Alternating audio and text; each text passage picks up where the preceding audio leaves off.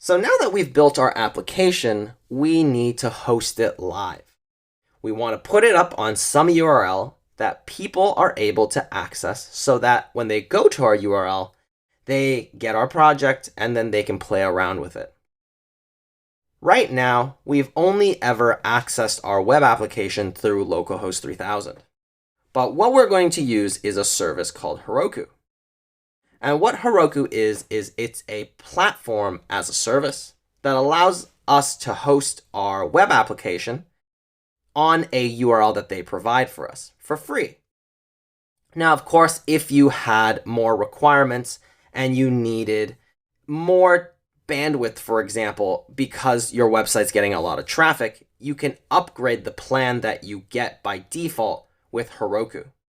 The free plan is pretty good for us because honestly, for a portfolio project, I do not expect that we would get that much traffic that it breaks the amount of bandwidth that Heroku gives us for the free plan.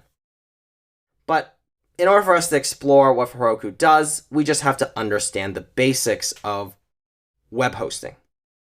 So right now, we have all of our React code written, right?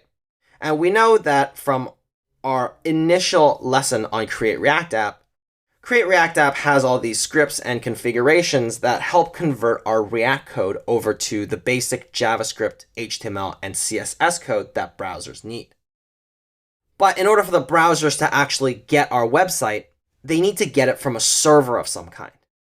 Just like how when we go to localhost 3000, we get the JavaScript, CSS, and HTML files that build our website from our local server that we're running, and it's communicating to port 3000. Now, this server is local, and only we can access localhost 3000. But this is pretty much the same idea, except when it comes to web hosting, this server needs to be on 24 hours, right? And Heroku is going to be the service that actually hosts the server that serves up our HTML, JavaScript, and CSS files whenever somebody accesses the URL that they give us as well. Now, in order to use Heroku, you have to sign up for Heroku. And it's a very easy sign-up process. There's nothing complicated about it. And you can pretty much just go to the Heroku website and just sign up by going into this right button and then clicking the sign up. Now, you can pause here and finish that sign up before we continue. But I already have a Heroku account, so I'm just going to log in to mine. And after you've signed up, we'll both end up on the dashboard. And on this dashboard is where we can see what projects we have currently hosted through Heroku.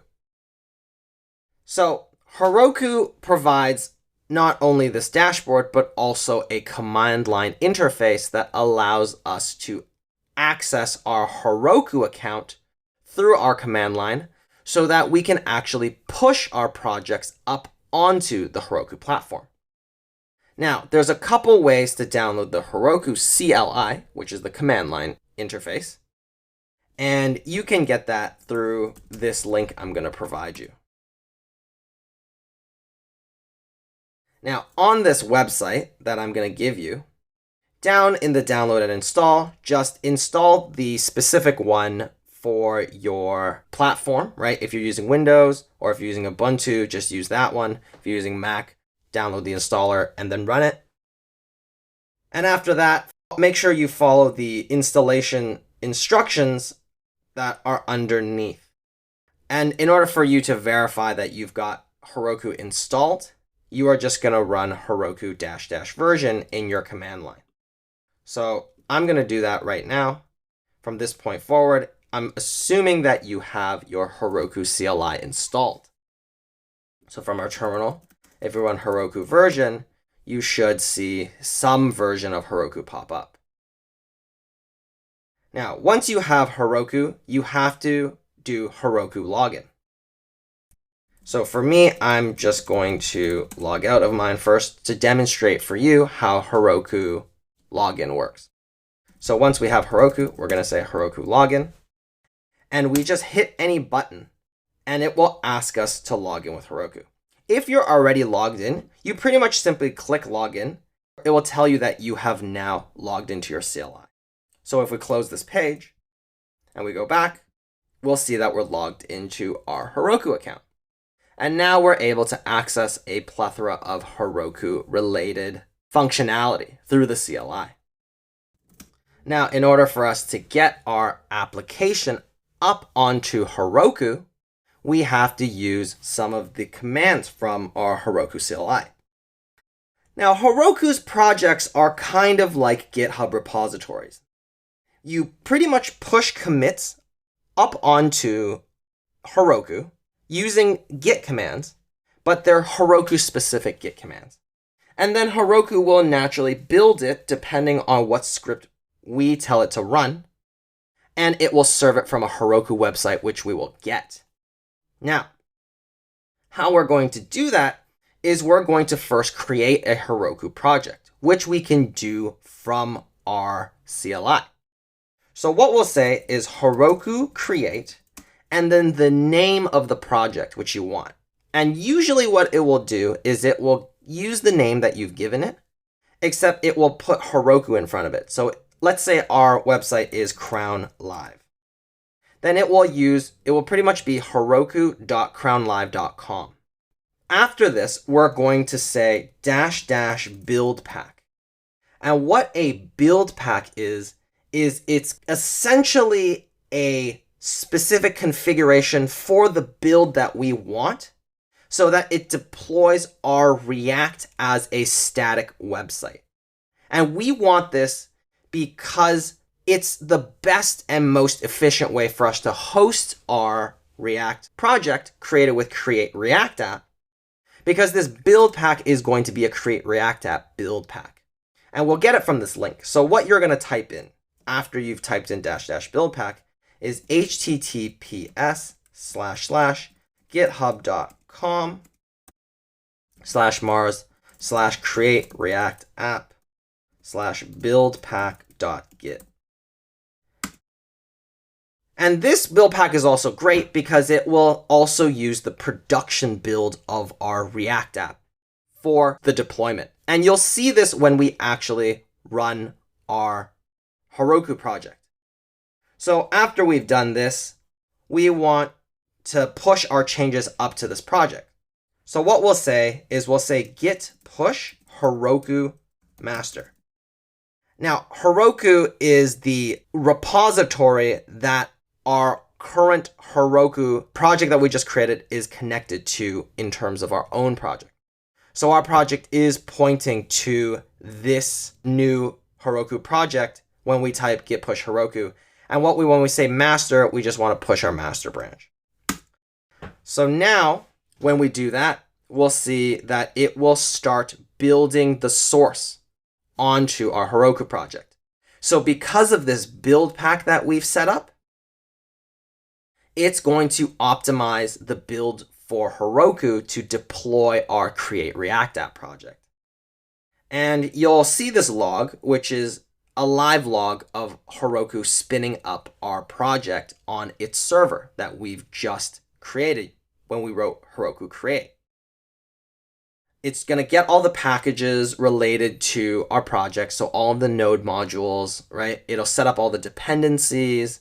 It'll optimize the build using the Create React App configurations for Babel and Webpack.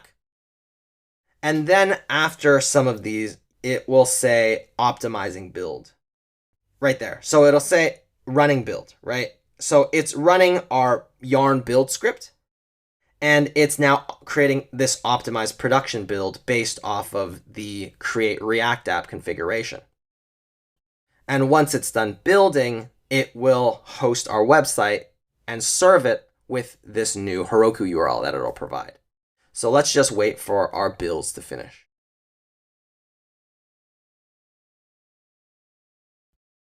And then near the end here, you'll see that it's successfully deployed to this Heroku link. So now if you copy this link and paste it into your browser, you'll be able to access this project. And now we'll see that our project is fully loaded. Now what we want to do is check the functionality. And we'll actually see that everything is working as we wrote it. If we go to our checkout, we'll see that we're actually still able to go through our full checkout flow, except because now our site is hosted over HTTPS, Chrome, if you're using Chrome, will allow any of the previously stored credit cards that you might have put in to display. So it offers that autocomplete feature using the Stripe checkout now, which we didn't have access to before because we were not hosting our application over HTTPS. So I'm just going to use the fake credit card that we have here. And we'll see that our application is working as it was before. The only thing that might not work is actually our sign-in. Because if we try and sign in, we'll get this message actually in our consoles that says that we are not authenticated, right? Unauthorized domain.